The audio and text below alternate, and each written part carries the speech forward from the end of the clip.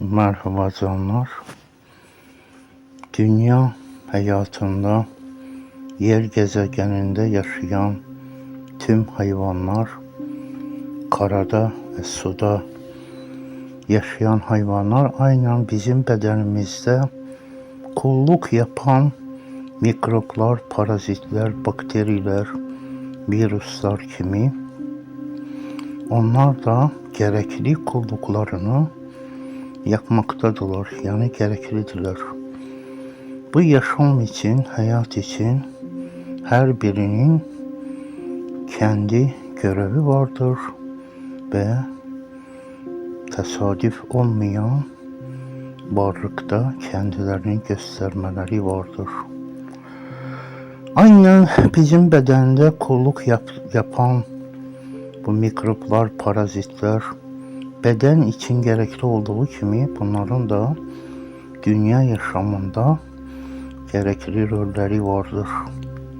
Ona göre bunların hangilerinin eti yeyilebilir, helaldir bunları sadalayak.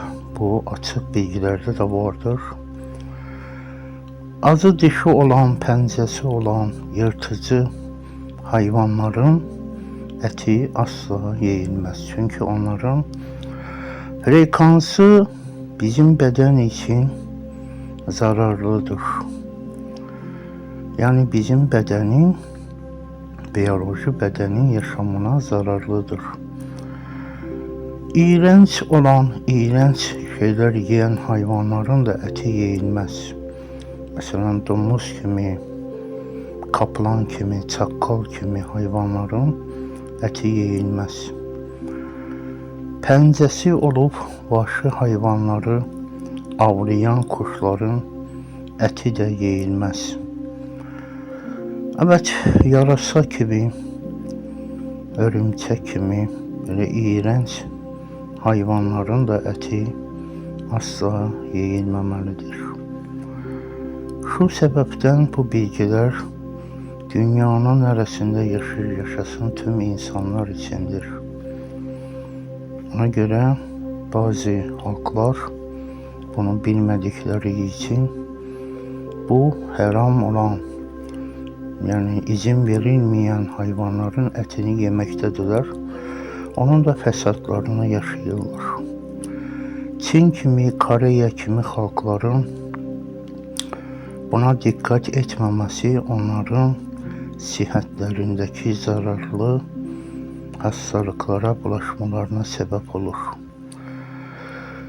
Bu hayvanlar aynen dışarıdaki virüsleri temsil edir. Buna dikkat etmedikleri için virüs hastalıklarına bulaşırlar. Yani madde şeklini alır. Ona göre tüm insanlar buna dikkat etmelidirler. Bunun hakikati bilinmese de şu an, yani içi batını manalarını bilmeseler de buna əməl etmelidirler. Çünkü yer üzerinde bulunan tüm bedenler hepsi enerjiden ibarettir, frekanstır. Bizim için hangi frekans, yani hangi bedenler gereklidirse onlar helal olarak bildirilmiştir. Haram olanları ise yemek, onlardan istifade etmek asla doğru değildir. Yalnız bir şartla mübah sayılır ki hiçbir şey bulunmasın, ölüm tehlikesi olsun.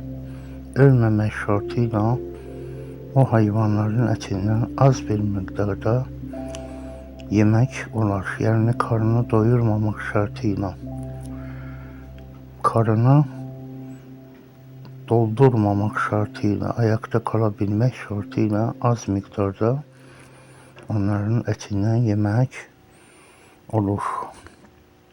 İçecekler de böyledir. Çünkü her içkinin frekansı aynı değildir. O insan sıhhatine zararlı olan alkollar var ki onlar da insanın hücrelerini zehirleyir. Tüm organlara zarar vurur. Beyin hücrelerini zehirleyir. Ona göre buna dikkat etmek gerekir. Yaşamın içinde olan helal ve haram olan şeylere dikkat edilmezse insanın hayatı onun manasına uygun şekillenmeye başlayır. Şu sebepten eski dönemlerde bunun hakikatini bilmeseler de bunun bilgisini bilmişler ve insanlara bildirmişler. Ona göre yaşamın şartlarındandır ki helal haram olan şeylere dikkat edilsin. Aksi halde hem insanın manevi ve maddi yaşam tarzlarına etkileri olur.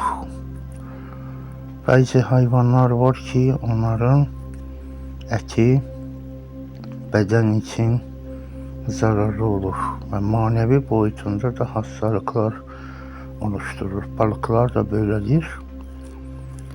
Öyle balıklar var ki onların eti karaya çıktığı zaman zehirlenir, içinden zehirlenmiş olur.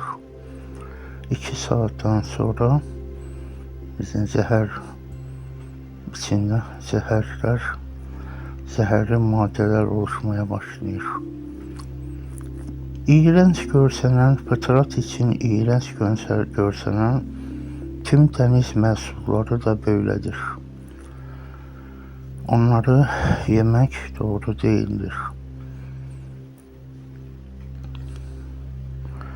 Ona dikkat etmeyen halklar her türlü hastalıklar, her türlü belalar, musibetler yaşamaktadırlar. Çünkü gerekli olan gidaları bilmirlər və yaxud da ki, bilmək istəmirlər. Bu da onların hastalığına sebep olur. Hayat şartlarının kötüleşmesine sebep olur. Çünkü aynen bizim bedende bulunan şeylerin gerekli olan şeyler var, bir de dokunulmaz şeyler var.